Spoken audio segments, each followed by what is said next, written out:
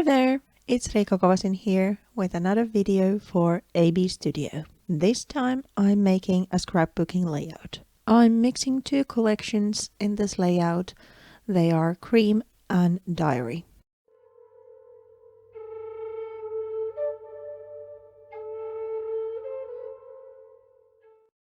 I'm making the base using the cream collection and then adding details from the diary. First, I'm making the background. I'm adding strips from my recipe to the Feel It sheet and creating a base for my composition thus. I'm using double-sided adhesive to just adhere these little strips to the paper. Then I'm adding some masking tape in the mix. It's also in neutral tones, so it will go nicely with the neutral tones of the collection. Then I will add some stamping. Even though the papers have some kind of pattern of their own, I'm adding a little bit more to the center where I'm then placing the composition and the photo. I'm using two stamps from ABstudio with just one ink and kind of mixing those two patterns. The stamps are ID 1350 and 1020. Then I add some color on top. I'm adding a little bit of water to the paper and then sprinkling these paper artsy infusions on top. And then I'm adding a lot of water to kind of make them more flowy. And I'm also using a brush to spread the color. But I'm wanting it to have kind of this tea-toned, grungy impact on just one spot more than all over the layout. After that, I then dry the page.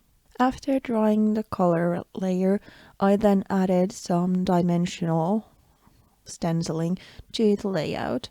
I used a stencil and some modeling paste and added these white markings here and there. I then dried the page before moving on. The stencil I used was ID 61. After drying, it's then time to make the actual composition. I'm using a chipboard element as kind of my base for the whole thing, and I'm just stapling it onto the paper. I'm leaving as it is because the neutral tones of the chipboard will go nicely with the tones of the layout. This chipboard I'm using, it's ID 179. After adhering the chipboard piece in place, I then add some cut out elements from the diary papers. First, this bigger floral image behind the photo, then the photo in place with foam tape, and then I'm adding these smaller floral images or patterns here and there to make the composition a little bit fuller. The florals are cut from memories of the diary collection and also from Can't Feel It. After I'm happy with the florals, it's then just a few finishing touches before the layout is completed. After recording the video, I will also trim the excess strips off from the edges of the layout. After adding all the flowers in places, I then added a small saying next to the photo, which is from Rustical Time die cut ephemera pack. I'm also adding a kind of bow type of ribbon to the left side of the photo to add a little bit interest there, but again following the same color scheme I have going on. And then I used just half pearls and sequins to finish the page. I'm just kind of drizzling them all over the composition to add a little bit of shine there. And then the layout is done.